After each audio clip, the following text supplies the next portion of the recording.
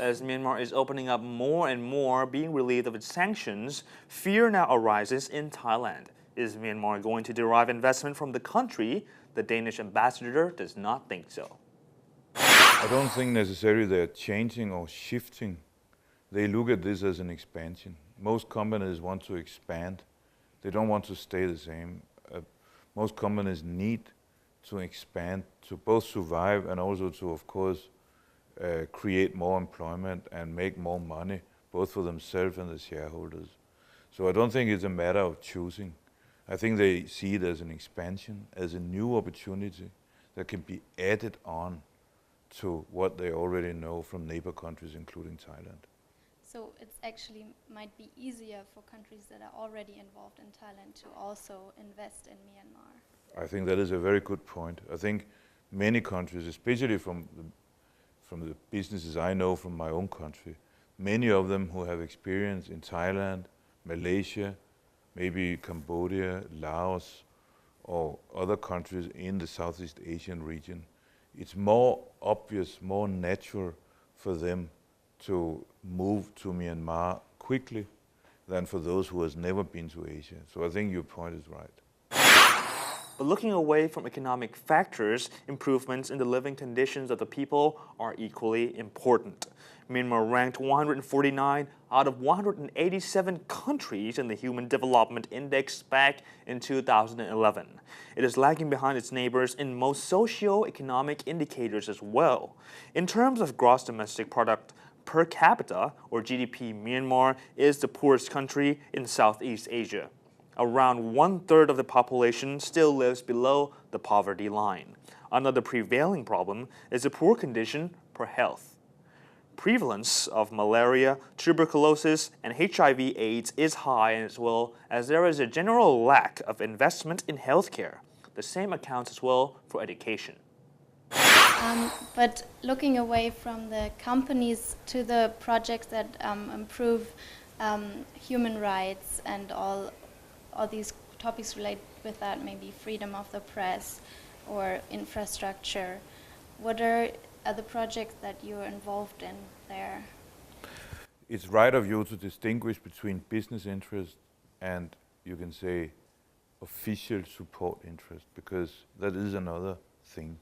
And Denmark is now supporting Myanmar with development assistance, what we call official development cooperation, which is a cooperation that means that we are financing activities in the country. And that is, as you mentioned, both within democratic development, human rights, but it's also major efforts within the health and education sector, and we support the Myanmar people's livelihood. We do that in cooperation with other countries, both the EU Commission, with UK, with Sweden and Norway, Australia, the US and UN offices in Myanmar. And that is, of course, in order for us to assist the Myanmar people, both in improving their livelihood. It's a poor country where many people live in poverty, but it's also a country that is on way of reforming itself, establishing a democracy, and to suppress human rights abuses. And we are helping that by supporting both civil organizations in Myanmar and through UN offices and by our own efforts.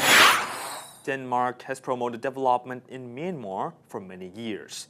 It aims to alleviate the consequences of the previous regime's mismanagement. Recently, the preconditions for such aid improved a lot.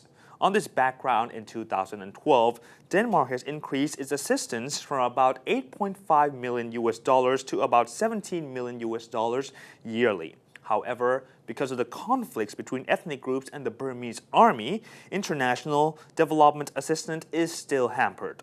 And although some Millennium Development Goal or MDG indicators have improved, Myanmar will probably not achieve many of the MDGs by 2015. So now, despite being optimistic about the speed of recent democratic improvements, there is still doubts. I mean, with the speed of the reform we have seen, the initiatives done both by the President Thein Sein and Aung San Suu Kyi and the parliament, but also by the Myanmar people and their civil society organization. It's going very fast. I think also the population in the countryside may feel that very few changes and very small changes are taking place, because economic development and poverty reduction takes time. It doesn't make a difference for a farmer that there is democracy the next day, because the farmer is still in a place with little infrastructure, few roads, and hardly any money to invest in crop development and increase productivity. So some of the things may look fast from the outside. Some of the things like press freedom and other reforms that we read about. But for the people on the ground, for the people in the countryside, many of these things will be felt that they take time, and they also, I think we would say that they will take time. Infrastructure development it doesn't matter how fast you want it to happen. There's a limit to how fast you can actually do it and carry it out. And that goes for many of the areas that we are talking about here. It will just take time. When Aung San Suu Kyi visited Thailand earlier this year, migrant Burmese workers asked her desperately when they can return home. Safety is the first precondition for them to return. But the ambassador thinks it will take a lot more to convince the refugees it is good to return now. But there is also another problem which might pop up if they actually do go back to their homeland, which could affect the Thai economy if they leave, since migrant workers provide cheap labors for Thai companies here.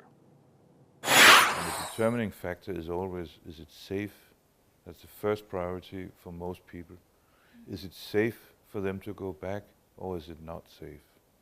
And it may be safe in the place where they're going, but if they themselves do not believe it, then they will not go. So safety for them, physical safety for the families, for the people, individuals, is a key determining factor. The second thing is an opportunity to live. Is there anything to do there to have an income and have a life? I think these two factors need to be in place, and not only be in place, but the people in the camps also need to believe that they are in place. I think for some companies who are living from low salaries, if they have been giving low salaries to migrant workers and they are not able to pay the same low wages to other workers, for example Thai workers, then they will be challenged by this in their competitiveness. But I think Thailand has a very healthy and competitive industry that can survive and should survive by developing competitive industries that also can maintain decent salaries. And I'm quite convinced that Thailand both are doing that now and can continue to do it, also without having both illegal workers and cheap labor from among them. When asked if Myanmar is ready to integrate into the coming ASEAN economic community, this is what Ambassador Winther replied. I think so. Most countries that are challenged with a job like that, they put the necessary resources in.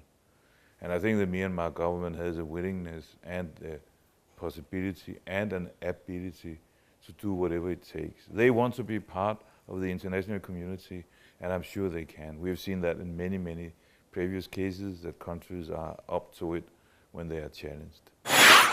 And that's all the time we have today. In Towards 2015, you can watch us again from 3:30 to 4 p.m. on the Nation channel every weekday. Thank you for watching us. อมตะกรปลอดดี สวัสดีครับ